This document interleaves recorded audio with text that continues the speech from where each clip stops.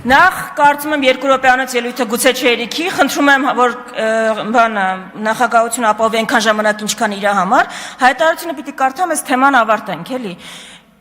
Պատմական փաստ է, Ռուբեն Ռուբինյանը կարդաց այն հայտարարության վերջը, որտեղ տենց էլ դեմ ենք անկախությանը ձևակերպում մենք չհանդիպեցինք, դրա համար ձեր սրտերը հերքելուց ավելի հեշտ բան չկա, ես կարդամ այդ հայտարարության սկիզբը։ 1988 թվական, երբ որ ցույցեր էին տեղի ունենում, որն էր Դաշնակցության պահանջը։ Լեռնային Ղարաբաղի ինքնավար մարզի հայության տագնապը ծանրակշիռ տարողություն ստացած է եւ դարձած է տագնապը ողջ հայության իմայր Հայաստան եւ իսփյուռս աշխարհի։ Հայ ազգային քաղաքական 3 կուսակցություններս սկզբեն ի վեր սերտ հետևողականությամբ մեր ամենօրյա մտահոգությունների առարկա արած ենք այս տագնապը եւ միասնական կեցվածքով մեկեն ավելի անգամներ համասփյուռքյան չափորոշիչներով արտահայտած մեր ամբողջական եւ անվերապահ զորակցությունը Ղարաբաղի եւ Հայաստանի ժողովրդին եւ անոր արդար որուն վերջնական լուծումը կտեսնենք Լեռնային Ղարաբաղի միացումը Խորհրդային Հայաստանին։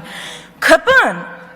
3 կուսակցությունների դիրքորոշումը, որը ասում էր Ղարաբաղը պիտի միացվի Հայաստանին, ներկայացնում է որպես Հայաստանի անկախությանը դեմ դիրքորոշում։ 88 թվին դուք պատկերացնում եք, ես 10 րոպեանոց ելույթներին էլ կանադառնամ, բայց որ այս ստերը մեկընդ միշտ բան անենք։ Ես հիմա ներկայացնում եմ 3 նկար Դաշնակցության պաշտոնաթերթից 1991 թվական սեպտեմբերի 20։ Այո անկախությանը։ Այո անկախությանը, պաշտոնական պաստառ 1991 թվականի քարոզչական բանի եւ ներկայացնում եմ Հրայր Մարուխյանի հոդվածը ուսանողական երիտասարդական միությունների պաշտոնական հայտարարությունները չեմ ներկայացնում։ Հրայր Մարուխյանի հոդվածը Երկիր օրաթերթի, որը պաշտոնաթերթն է, 20 սեպտեմբեր 1991 թվական վերնագրված այո անկախությանը։ Ու ինչ է ասում Մարուխյանը